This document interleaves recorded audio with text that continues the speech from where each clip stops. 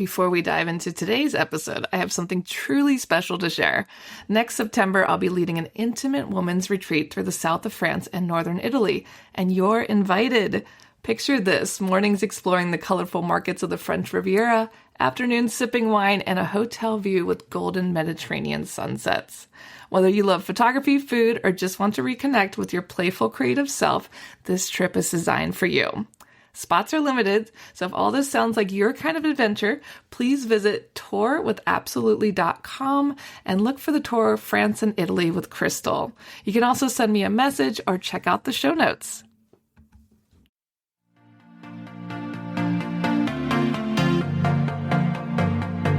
Hey guys, my name's Crystal Kenny, and I'm in love with creating. All things artistic and imagination involved. I'm an American girl who chased her creative dreams all the way to Paris, France, making a living using photography. This podcast takes you inside the stories of all the artsy folks I've met along the way and gives you that extra push to discover your creative gifts. The desire to create is deeply inside each and every one of us, and I give you the tools and inspiration to find a new way of living a more creative life. This is La Vie Creative, the podcast.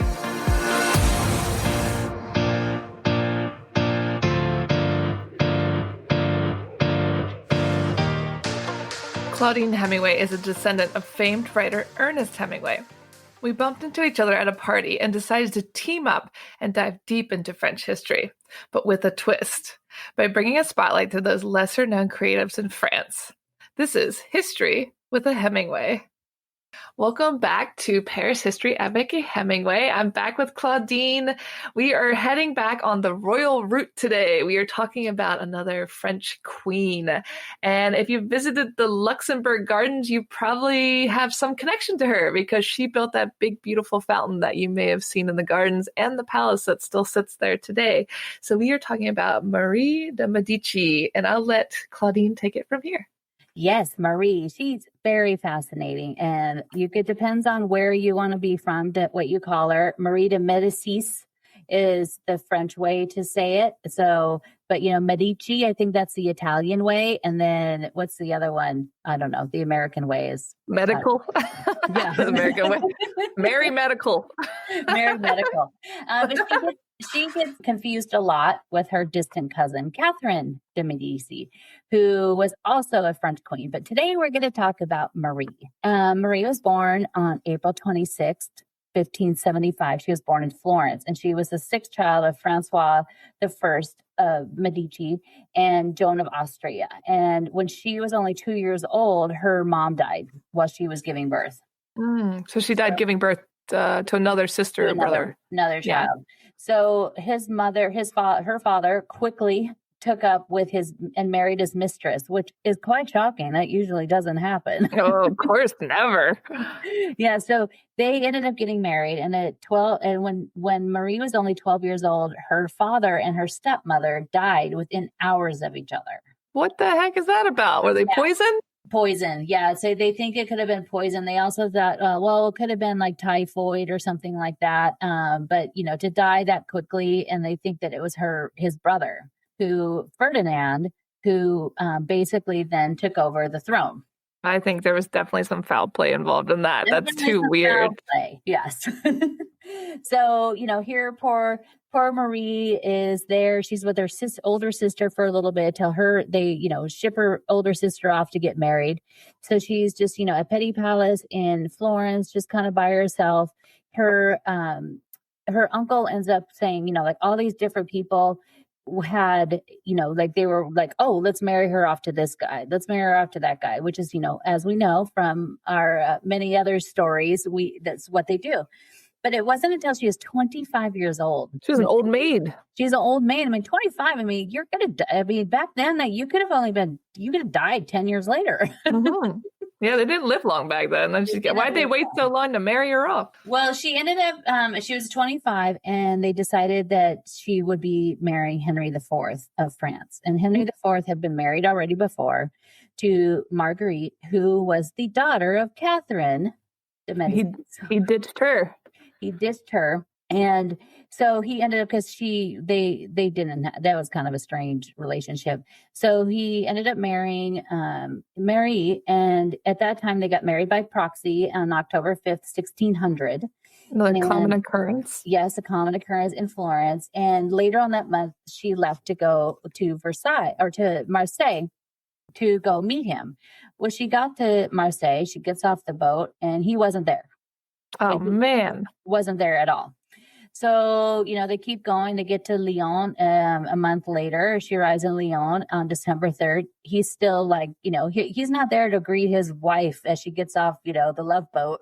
The love boat. It doesn't sound like there's a lot of love going on there. Not a lot of love. So it took 6 days until she actually saw him. Did he decide he wanted to marry her, or was this another one of those, like, we're making our country friends things? It was basically, France had a lot of debts to the Médicis were like incredibly wealthy. They were all banking. And so they were like, it's so much money. France actually had debts to them, to the family. And so as a way to relieve those debts, like once they got married, those debts were erased. And then the Médicis also paid Henry IV a dowry for her. So she was basically like a paid bride. Yeah. A mail order bride. Yeah, which they all had dowries back then. They all came with something. So it wasn't, exactly the mail order bride from, It wasn't 90 Day Fiancé. I've become obsessed with 90 Day Fiancé. I just have to add that in there. Anyway, she's on her Lovecraft. So after 2 months of them actually technically being married, they finally saw each other December 9th. They didn't waste much time because the next September, she gave birth to Louis the 13th. Aha. The Dauphin. So they had five more kids over the next 9 years. There was a bit of a time in there that they didn't have any kids because Henry IV, he's one of my favorite characters. He was known as the Vert Galant. He definitely had a lot of mistresses. There's many very high profile mistresses. There's paintings in the Louvre of these mistresses. There's one that he really wanted to marry this one gal, and they had already had a couple children together, and she died basically just shortly after giving birth. And then that's kind of when he went to go marry Marie. Oh, so he lost his true love, his true mistress, and then he said, all right, I guess I'll settle my debts and marry this other chick. Yeah, I guess I'll marry this one. So romantic. They didn't have exactly the closest of a relationship. She spent a lot of time with her children, and she had been trying to convince him, here they've been married now. They've been married for 10 years. And she was trying to convince him, like it's always talked about the men, the kings are coronated in Reims at the cathedral. And the women are always like, they're coronated, but it's a different ceremony. It's smaller. It's usually at Saint Denis or someplace else. And it's not really like you don't follow, like you don't find it in the history books like all the time, like the kings. So she wanted to be, coronated a queen. And so he kept like putting it off, like, oh, we have to wait till we get done with this conflict and that conflict. Finally, he said, okay. And on May 13th, 1610, they had a coronation for her at the Basilique Saint Denis, which is also where all the kings and queens are buried. But they finally had it, and they had this, huge, huge event. The next day, they're back in Paris. Henry IV is leaving the Louvre. They were living at the Louvre at the time. He's leaving the Louvre. He's on Rue Saint-Honoré, and he goes down the street, and he gets closer to what we know as Les Halles.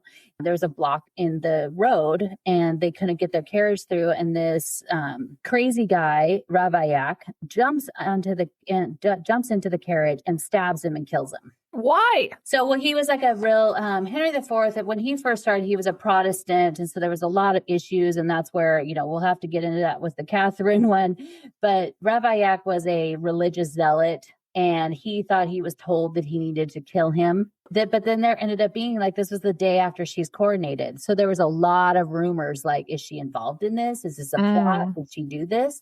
Yeah, that's scary. Yeah. Again, she's not her distant cousin, Catherine. Would probably be, yes, you probably did. But at the time, Louis the 13th is only 8 years old. And he was actually at a convent. He was staying at a convent at the time, and on Rue des Grands Augustins, which is also where Picasso had a studio.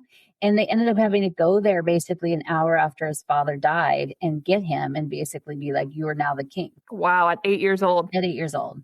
So because he was so young, Marie served as his regent, which means that basically she's in charge, she's basically in charge of the country, and she's doing all this stuff on his behalf. And she really actually loved doing that. She loved being having the power and being in charge. Finally. She kind of ruled with an iron fist. And she was trying to do all this stuff to fix the relationships with Spain. She married Louis off to the Infanta Anne d'Austria. So he was, 12 years old, 13 years old when she, were like, now you're going to marry this gal. So, again, to unite these countries.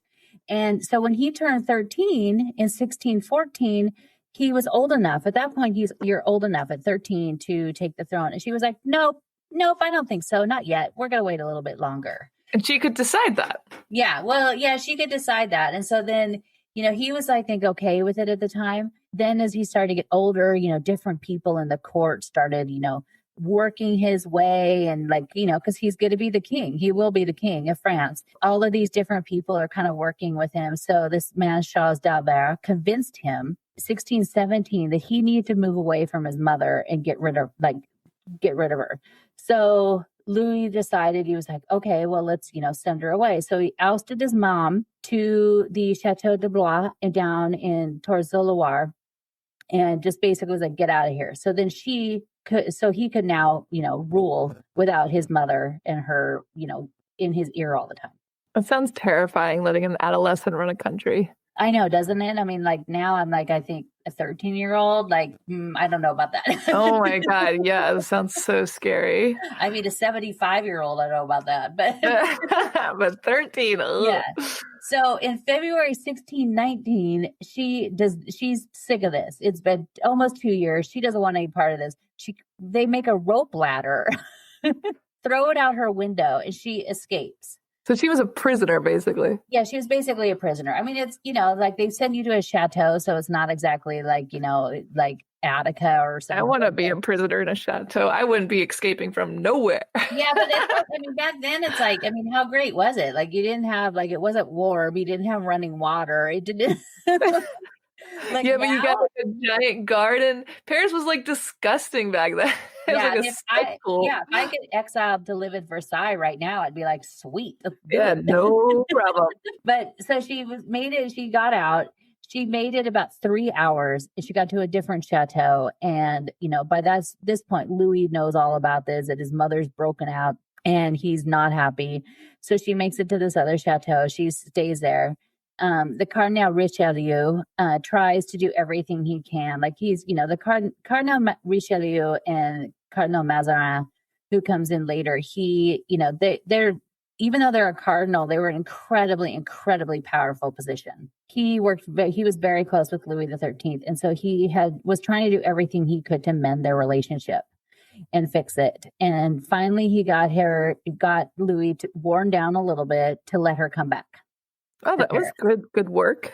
Yeah. So when she came back, she, said, I'm just going to worry about, I'm just going to spend my time worrying, building my house. So after Henry IV died, she wanted to create something that reminded her of growing up in Florence. So over on the left bank in the 6th is what we know today. It is Jardin de Luxembourg. Is a, huge, the palace that when you go there today, there's the palaces there. And the palace, she had that built. So there was something small there before. It's called Luxembourg because the Duke of Luxembourg once owned it and had a small house there. They tore it down. She tore it down. She's like, we don't need this anymore. No, nobody needs this little tiny thing. So he, and the Palais de Luxembourg, it's not humongous, when you think of palaces, Chantilly or any of those. And she brought in a lot of artists and designers and stuff from Italy because she wanted something like the Petit Palais. So she brings all these people in and she starts working on it. And it ends up being, what we know today. But in 1625, she decided, well, I want to move into this. And it wasn't even finished yet. So she lived on the first floor on the west end, and they were still building it and doing everything around her.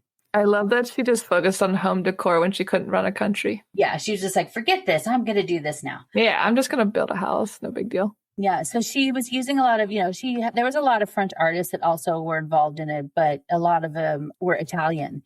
So she was having that built. She also at the same time had the gardens. And though the gardens, which is, it's one of the most beautiful places in Paris, they once were 22 acres. They stretched all the way from what we know today as the Boulevard Saint-Michel to the Boulevard Raspail. That was some garden. I wish they left it. Yeah, it was pretty big. She, at the time when she first got it, she thought, oh, this will be great. Louis the 13th could come here and he could ride and hunt and, because it wasn't like it is, what we see today. We can be friends again. We can be friends again. But it doesn't exactly work out that way. So surprise, surprise. I know. So and Richelieu and Marie ended up like they were able to patch their mother and son relationship enough that Marie sat on the King's Council with Richelieu. And she tried to get along with him. She did not like Richelieu because he held so much power over her son. And, she wanted to have that power. So she didn't like that. And so she tried to have Richelieu removed. And she was talking to other people and like, oh, we need to get rid of him. Well, it all backfired on her because in 1631, she decided to leave the court and Louis the 13th encouraged her and said, oh, you should go, go to this chateau, go to this one. So she was on her way there and she stopped in Germany in July 1631. And she thought, well, I'll stop here, for the night. But it was a trap set by Louis. Louis trapped his own mother. Louis trapped his own mother. So he trapped her, kept her there. He stripped her of her title, her pension, everything. Wow, that is some how old was Louis during this time? Was he still an adolescent? Well, he would have been about 30 years old then. 30. Okay, so he's an adult. So this is a long time of them having issues. Yes, yeah. I think that he was lacking a father figure and all these evil men. Yeah, he was really close to his father when he was, he was 8 years old when he died. But Henry IV was actually like this real doting father. Marie just wasn't. So even after he died, it wasn't like, she was this real doting, loving figure in his life. Yeah, so he was just getting all these power hungry men just kind of used him and put him against his mother, basically. And she kind of wasn't that great of a mother anyway.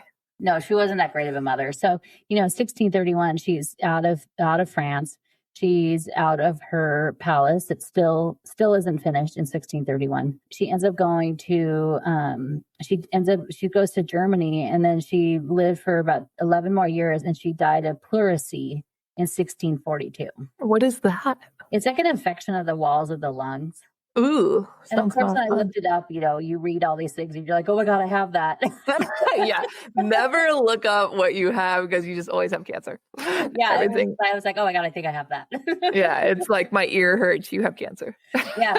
But so when she died, she left her palace and what we know as the Jardin de Luxembourg, she left it to her other son, Gaston. Was Gaston nicer? Did we like him more? I think, yeah. I think on any of them where it's like, there's the, what do we call Prince William and Harry? It's the heir and the spare, No, the heir and the spare.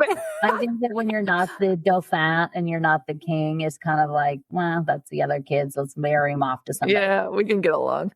Yeah. But she left it to her other son. Was that a problem? Were they upset about that? I don't think so. I think Louis is the king. He probably could have just taken anything he wanted anyway. Yeah, I'd be like, never mind, brother. This is mine. But the gardens over time, they started to be, they were first designed by a Florence engineer, Thomas Francine. He originally designed it because they were trying to do all, getting water into the city at that time was hard. And so they were doing all of these basically building all of these aqueducts and stuff to get water to flow into the city.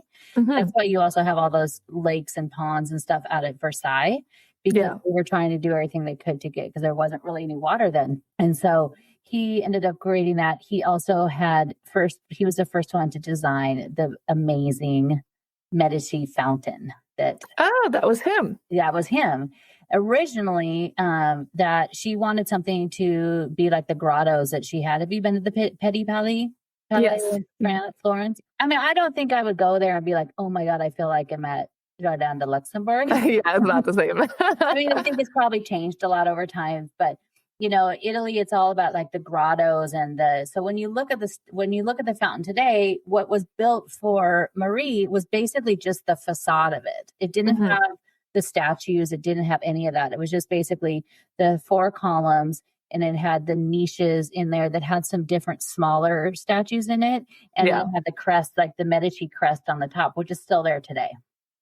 Yeah, I love that fountain. And it's funny how so many people miss it because it's kind of tucked away. It's not in like the middle of the park. And I've done so many photo shoots there and they're like, we didn't even know this was here. I mean, it's so big and beautiful. And they have like that ivy, like those ivy swags, the way that they have on the side. It's so they make like fencing, like beautiful rope fencing. I know, it's so pretty. But originally the statue, it actually sat on the road right on the other side of the fence. If you're standing and looking at the fountain and you're looking up at those buildings that are on the other side of it, that's the Rue de Médicis. And originally the statue sat more on basically where a lot of those buildings are now. It was 100 so they moved it. And so Mr. Haussmann, when he came through and was like cutting through the city, creating all these grand boulevards, it was going to be lost. And so luckily they just decided to move it, thankfully. Yeah. They just moved it the 100 feet. And then they later on in the 1860s, when he did this, they moved it in, but at that time it didn't even have the water basin. Like that was added like later. The best parts about it. And it's that optical, like if you stand there because of the way they built it, it looks like it just has this optical illusion to it. If you look at it from the end. But in the 1860s, and they added the statues that are there. They added the statues that are in the niches. They put the statue or the fountain on the back of it, which is one of my favorite secret things that most people don't walk to the back, but it's a fountain that was actually on another fountain that was actually going to get demolished as well by Haussmann. And they saved it and put it back on the back of the statue. Oh, so they just combined the two. Yeah. That's the thing about monuments. They don't go to the back of them a lot. Tourists never go to the back of things. No, it's like one of my favorite things to take people on tours. I'm like, oh, and then there's this one. It's Leda and the Swan. The garden now is filled with a bunch of statues and sculptures. And if you look up the terrace, if you're down below it and you're standing at the basin where the kids are with the boats, on the upper terrace, there's 20 different statues of the famous women, basically in French history. There is a statue of Marie there. There is not one of Catherine. Catherine, dark spot on French history. Yeah, and I was there one day, and somebody was like, "They go, is this? Which one is this? Is this Marie?" And so I actually heard them talking, and they were Americans, and I said, "Actually, that's Marie de Médicis," and I gave them like a 5-minute history lesson. Oh, that's so cute! You should just hang out in the park and tell people things. Yeah, it's hanging out by the statues. That's not weird. But it's amazing. The other thing that Marie did was when she was alive, she commissioned Peter Paul Rubens to create 4 different paintings for her that she wanted to have in the Luxembourg and have about basically her life. She loved them so much, she asked him to make 19 more of them. They're called the Médicis cycle. And he made them, and they're basically all different events of her life. So there's one of April 26th, when she was born. There's one of her, like the marriage by proxy. There's ones of the coronation. There's ones like it's pretty amazing. And they're all in one room in the Louvre, in the Richelieu wing on the 2nd floor. And you could go up there, and there's not usually a lot of people in there. And they're just like, some of the paintings are just humongous. They're so big. Rubens, it was her way too of rewriting her life a little bit.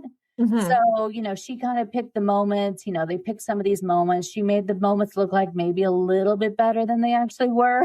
Yeah. It was glorifying her. It tried to paint this picture of their wonderful marriage that the two of them had, which wasn't also a whole lot of, truth to that. It was a lie. And even with her son, like there's one of them that's basically their reunion, and it has them on a boat, and then she's on there and he's on there. And there's a lot of allegorical figures and mythical figures. He put a lot of things in there. Like there's always the orb in a lot of the paintings. That means it's kind of like a lot of the kings would hold those. It's like, you're holding the world. So there's all of these things, but the room, it's one of my favorite places to just go and just be in there for like an hour. It sounds like the guy made a lot of money on that job. Yeah, I mean, to make 24 of those, I don't even know if they were honestly finished before she, like, I don't think they were finished by the time she was exiled. So this is what happens when you're not allowed to rule the country anymore. You build a castle and just focus on like artwork on your walls. Yeah, and rewrite your life. Yeah, rewrite through the paintings, make it all happy, live in a fantasy because everything was terrible. Yeah, I mean, it's just kind of like you look at the one, like the one of her at the coronation's pretty amazing. Like she's there, in this very regal robe, and the cardinals like holding the crown over her head, and Henry IV is up in like a little box kind of up above looking down. And then they have like, these allegorical figures that are basically dropping gold coins on people. And, I mean, it makes it look like, wow, that was amazing. Her life was awesome. This was Instagram before Instagram. Yeah, it was. And it's pretty cool. Like if you look at that one specifically and like, here's this allegorical, looks like an angel basically dropping these coins. And then there's people, if you look kind of past her, between like two other people, you see these other people that are like basically like reaching up trying to catch the coins. I love this. I don't think I've ever seen that room. I need to go visit. Yes, I'll give you a little tour. Yeah, give me a tour because that's fascinating. I mean, her life was really sad in a lot of ways. I think I want to rewrite my history too. Yeah, I think, I mean, exactly. I mean, if you have the chance to do that, why not? Mm-hmm. Yeah, but she, like it's funny, like we were talking about before, I was always kind of fascinated with her just because, first of all, it was because of the Palais de Luxembourg. And then I saw all these paintings and then I really started to look into it. And then I realized I'm like, oh, we have the same birthday, April 26th. We have the same birthday. And then I looked at it some more and, I'm not married anymore. But when I was like, that's our wedding. That was my wedding date. So now, that's so weird. Oh my God, she's your sister from another lifetime. Yeah. So, in a couple weeks, come July 3rd, every year, it's like, well, is this going to be the day? No, don't think about it. You're putting that in the universe. I actually never but like one day I was like, I wonder when it was she died. How did she die? Well, you looked up how, and you don't have the lung disease. Stay away from WebMD. Very scary place. Yeah. But dangerous. It's like, oh, we have all these dates in common, but that's it. That's it. Well, I loved learning about Marie today, and I'm sure another day we will talk about Catherine, her cousin, her distant cousin, which is a whole different scheme of things and a lot worse. Yeah, there's some witchcraft and there's some killings and all sorts of fun stuff that she Lots of dead children from what I read. Yes. Yeah. There was always dead children back then, unfortunately. That's a lovely note to end on. Until next week. Until the next one. Thank you, Claudine, and I'll see you next week. Thank you. Thank you for listening to Paris History avec Hemingway. If you want to find out some more, you could always find me on my Instagram page, Claudine Bleu Blanc Rouge, and that's BLEU, as in the French way to spell it. And each day I post a daily history lesson about a person or a place or something in Paris, or it's lots of fun facts. And then also at ClaudineHemingway.com, where you can also sign up for my newsletter there.